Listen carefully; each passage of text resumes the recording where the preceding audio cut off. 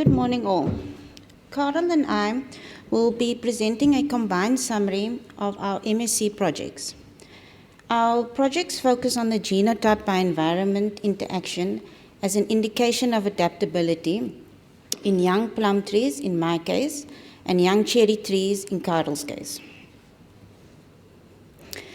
Our plum and cherry projects form part of an 8-year adaptability pro-award project, which also includes investigating the adaptability of apple and pear genotypes in 3 different climatic regions in the Western Cape. Our plum and cherry trees were planted back in 2019 and are currently in their 4th leaf.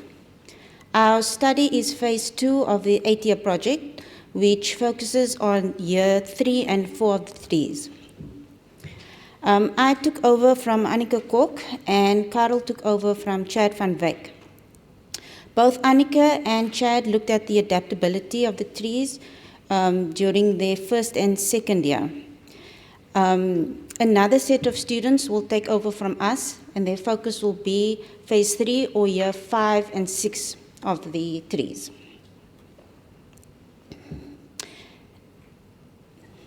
As mentioned, our study focuses on adaptability, but adaptation has different meanings depending on the context. The term adaptation is used to describe the way in which plants survive and reproduce in specific environments. But when we look in the commercial context, then adaptation refers to how quickly the tree can fill its space and start producing an optimal yield of high quality fruit with minimum maintenance input, such as pruning.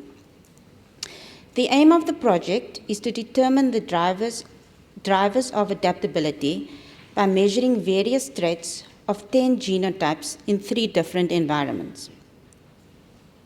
As I've mentioned, our study forms part of a much larger 8-year project, at the end of which an index of adaptability will be determined. The index will identify important traits that lead to the understanding of adaptability and stability that are key aspects for independent evaluations of new genotypes, and will also enable producers to better match genotypes and environments when planning new plantings. The data collected also holds great potential for publications related to dormancy, branch complexity, and yield potential. Our study focuses on the adaptability of 10 genotypes, which are planted in 3 different environments. For the cherries, the chosen genotypes were based on expected chill requirement, whilst the chosen plum genotypes were based on flowering time. The study areas include Nooit Gedacht in the Koue Bokkeveld, where both plums and cherries are planted, in Lisshof, where only the cherries were planted, at Boland Landbou School, in the Paarl area, where only plums were planted, and then in Klipperslaagte, in Robertson, where both plums and cherries were planted. In order to determine which are the drivers in adaptability, we collected data for 2 years throughout the seasonal phenology of the plum and cherry trees. Data collection started in July of 2021 and will be ending this year in August. The data collected can be divided into 3 phases. The first phase started at bud swell and rest breaking application and was then followed by reproductive and vegetative bud break, and then the complexity of bearing unit data collection. The second phase of data collection looked at fruit set and thinning, harvesting, and the subsequent evaluations. And then the third and final phase of data collection included the pruning, leaf drop, and vegetative growth.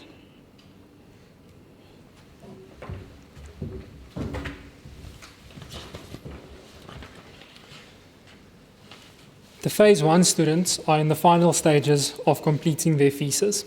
After submission, they will prepare various publications from their findings. As for us, we are in the process of analyzing our data and are therefore unable to present specific findings at this time. However, I would like to highlight the importance of the data we collected during each phenological stage, which allowed us to differentiate various traits. Although we have numerous traits for each data set, I will focus on a few that are relevant to producers. For the bud break data, we utilize graphs such as this one for each tree, enabling us to identify prolonged dormancy symptoms. This information can provide insights into the adaptability of the genotype to the environment. The complexity of the bearing unit refers to the structural arrangement and organization of shoots, spurs, and buds on the bearing unit. These findings will help us determine how the environment influences the genotype's productivity and bearing habit. Thinning was specifically conducted on the plums. There is currently no registered product for chemical thinning. Consequently, thinning must be done manually, which is a costly endeavor. Therefore, fruit set and thinning density data may potentially serve as important drivers for adaptability. Furthermore, we assess the quality of harvested fruit, which provides valuable insight into the performance of each genotype under varying environmental conditions. Pruning plays a crucial role in indicating the amount of labor needed to maintain the trees within their training systems. Increased pruning requirements correspond to higher labor expenses. Lastly, our examination of shoot growth, shoot age, and distribution of shoots across different areas provided valuable insights into branch formation patterns and the genotype's capacity to generate new bearing positions. This analysis contributes to our understanding of how the different genotypes respond vegetatively within each environment. While we are unable to present specific results today, the data we collected and the traits we highlighted provide a glimpse into the potential of the results yet to come.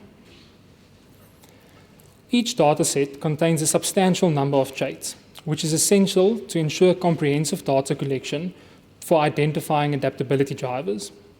To effectively analyze these traits, we employed a systematic statistical approach, where the first step of this analysis is to identify the most relative and informative traits by reducing the number of variables to a more manageable subset. Thereafter, we did a standard ANOVA to investigate the main effects or possible interactions.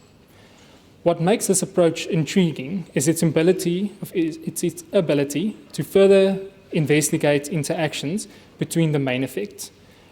By using statistical tools, we can delve deeper into these interactions, enabling us to identify the best performing genotypes for each specific environment. Additionally, we can pinpoint the genotypes that consistently excel across all the environments, indicating their stability. This statistical approach is a crucial aspect of our adaptability study, as it enables us to gain a better understanding of how the genotypes interact with the different environments. By examining these interactions, we can uncover valuable insights into the adaptability of the genotype to the varying environmental conditions. A project of such magnitude requires the collaboration and contribution of numerous individuals and organizations. I want to express my sincere gratitude to all those involved in these studies.